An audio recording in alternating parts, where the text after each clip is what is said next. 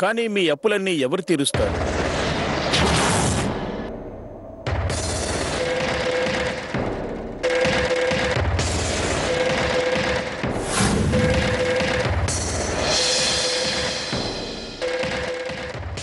మీరు ఇక్కడి నుంచి వెళ్లే ముందు మీ ఇద్దరికి నాదొక చిన్న బహుమానం.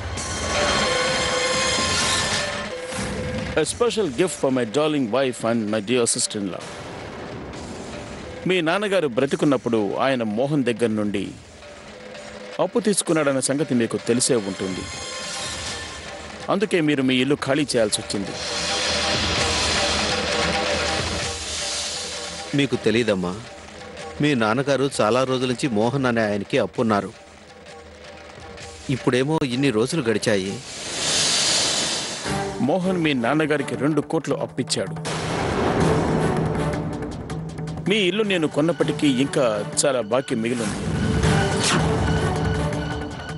అది మీరు మోహన్కి చెల్లించాలి. మీ అప్పులకి సంబంధించి నా దగ్గర ఒక ఫైల్ ఉంది. ఎప్పుడైతే నేను మీ ఇంటిని కొన్నానో అప్పుడే మీ అప్పులు నా నెత్తి మీద వేసుకున్నాను. మీకు అర్థమవుతుందని నేనేం చెప్తున్నాను? మీరు ఆ డబ్బు నాకు తిరిగి ఇవ్వాలి అంటున్నారు. మీరు వెళ్ళాలనుకుంటే వెళ్ళండి, హ్యాపీగా వెళ్ళండి. కాకపోతే నా అప్పు తీర్చేసి మరీ వెళ్ళండి. మీరు నా అప్పు తీర్చకపోతే మీరు ముగ్గురు జైలుకు వెళ్ళి అక్కడ మీ జీవితాన్ని కొనసాగించాల్సి వస్తుంది. మీరు ఈ ఇంటి నుంచి బయట అడుగుపెట్టిన మరుక్షణం నేను మీ మీద కేసు ఫైల్ చేసి జైల్లో పడేలా చేస్తాను. మీ ముగ్గురి జీవితం జైల్లోనే అంతమైపోతుంది.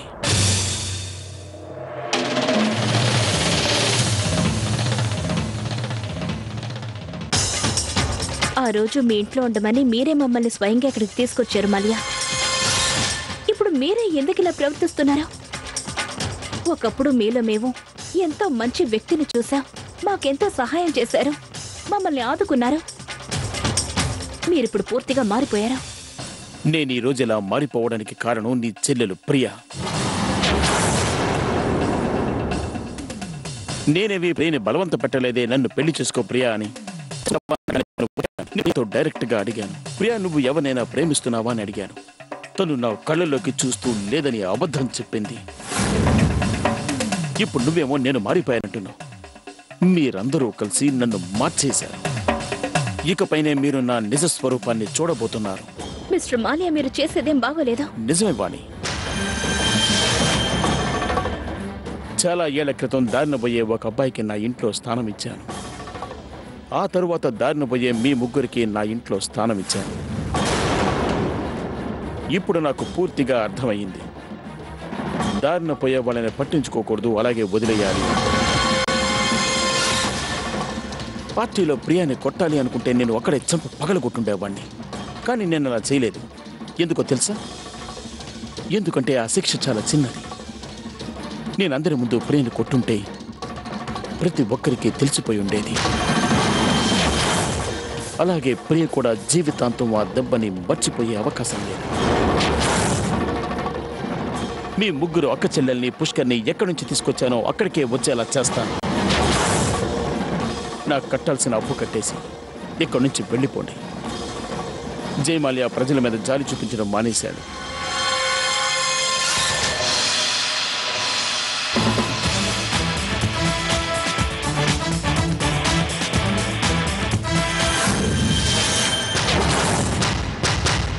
ప్రియా, నువ్వు లేకుండా నేను ఉండలేను.